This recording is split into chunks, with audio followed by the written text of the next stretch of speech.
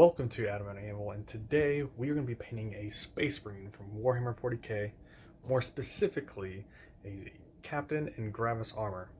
It is painted to the quality of Battle Ready, so it's going to look decent up close. I took my time with it, but it should be looking good on the tabletop for the game. Don't forget to like, comment, and subscribe, and let's get into this painting. First, I'll be using the color Macragge Blue as the first part of my base coat on this mini. Now you may be wondering yourself, what chapter am I painting here for this captain? Well, to tell you that I actually have my own successor chapter that I have created, and I will elaborate that more on another video about this successor chapter. But you'll see I'll be thinning my paints here and trying to get a nice good coverage here on the lower part of this captain's body.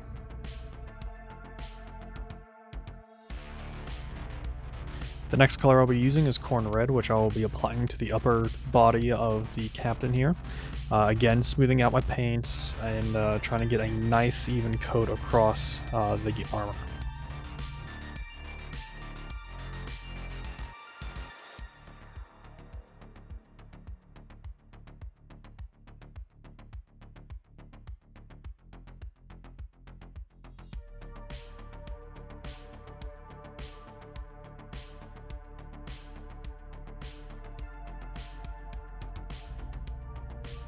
The next color I used here is Warpstone Glow, which I'm going to be using on the cape of the captain here.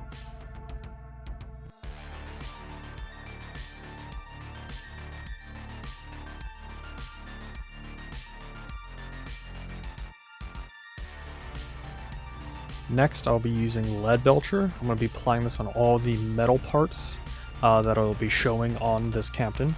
I'll also be applying it on places where I'll be using gold, because gold will stand out stronger against the silver back of the painting. So I'm going to be painting Lead Belcher first and then using my gold color on top of that.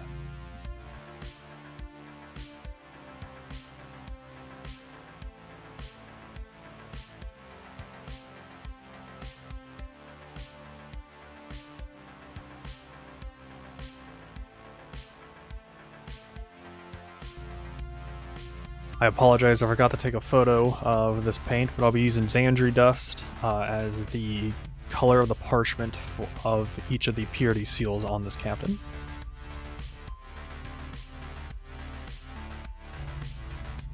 Next, I'll be using non-oil to give a nice wash for the captain. This will ultimately bring down a lot of the colors, which I'm looking for. I'm looking for that grim, dark look of the painting style here, which some people argue that it dulls it down, but I really like how all the colors come to a hushed tone after applying non-oil. Areas that I wanted to be a little bit brighter, I went back with my base color and brightened them back up. The next color I'll be using is Auric Armor Gold, which is my favorite gold that Citadel has. I'll be applying this in all the places that I want gold. Strangely, I'll be leaving the silver parts on the blue part of the armor silver. I haven't actually seen a whole lot of captains with silver on them, so I think that might actually be a interesting touch for this captain.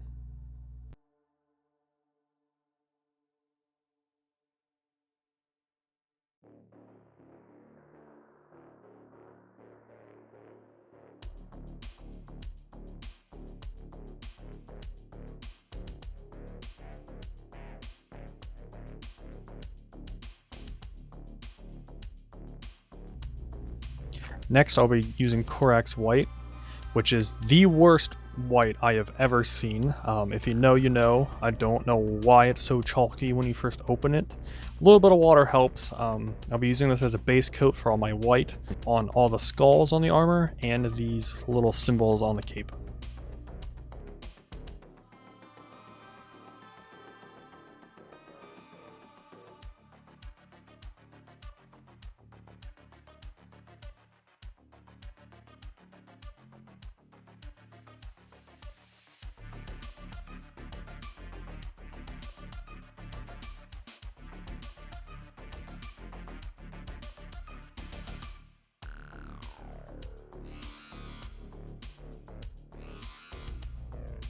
I used Abaddon Black for the bolter parts, and really I just use this to cover up any mistakes I made. Next we'll be using Evil Son Scarlet, coloring in the pauldrons of this, the trim of it. I have a larger red, a brighter red, and I'll also be using this to edge highlight all of the red pieces of the armor.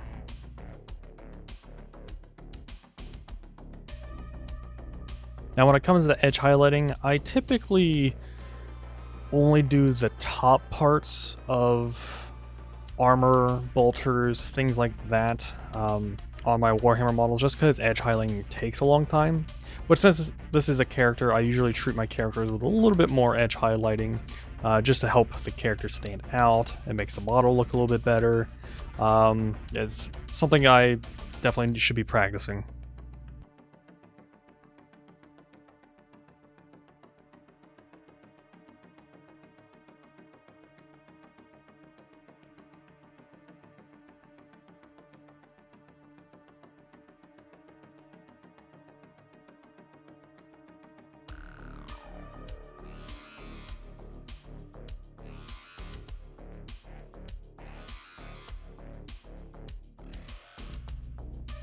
Next I'll be using Calgar Blue to edge highlight all of the blue pieces of the armor.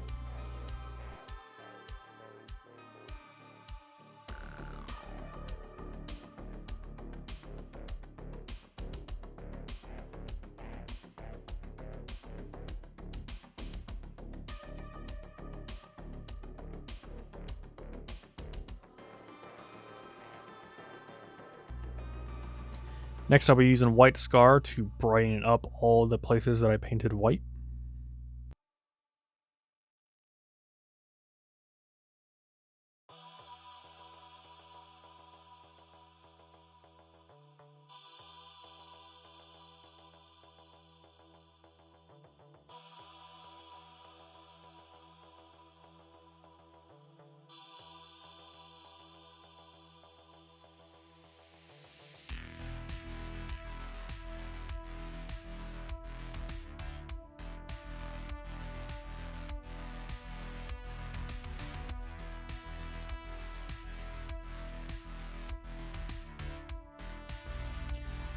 Now I'll be using Moot Green to edge highlight the cape on the captain's back. I think this really adds a whole bunch of shine to the cape, especially parts of the cape that are flowing outward away from the captain.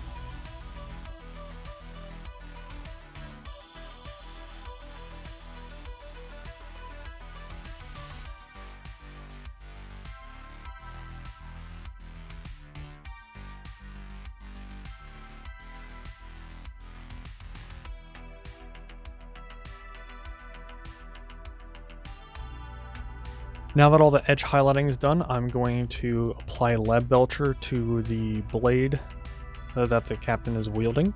I'm sort of going to be going for a more electrical power sword vibe, sort of something that was revealed during the Horus Heresy trailer for the new edition coming out.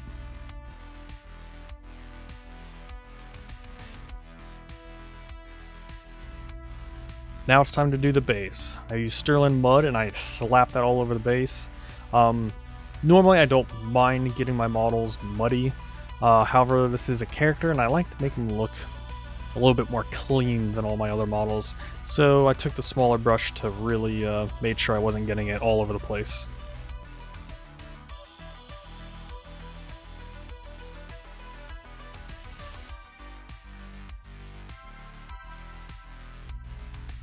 Next I use Zamizi Desert, which is probably quite a scream on top of this brown, but go with me on this one.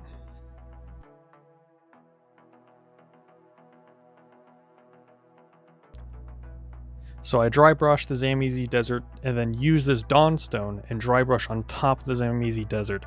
This allows the gray to pop out more without it looking like it's screaming. If you just do this Dawnstone on top of the mud, it's very dull and doesn't look awesome.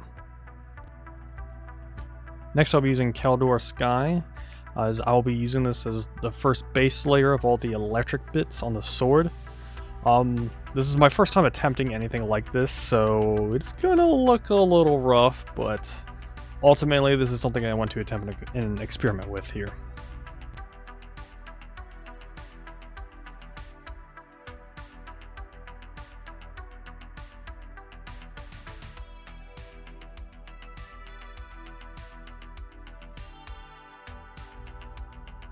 Next, I used white scar to sort of accent the electrical effect on the sword. Looking back on this, I think I should have used it to sort of follow all of the electric I used with the Kaldor Sky. I think it would have looked better ultimately, but this was an experiment phase, and it's alright. It'll do for what I'm trying to go for here.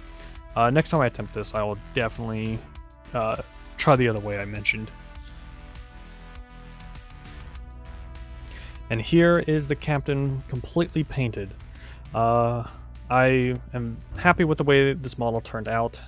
I'm happy I got my hands on this model. It was from the Dark Imperium box set of 8th edition Warhammer 40k, which I did not get my hands on. So I was lucky enough to be able to pick this up for a relatively cheap price, and I think the model turned out well.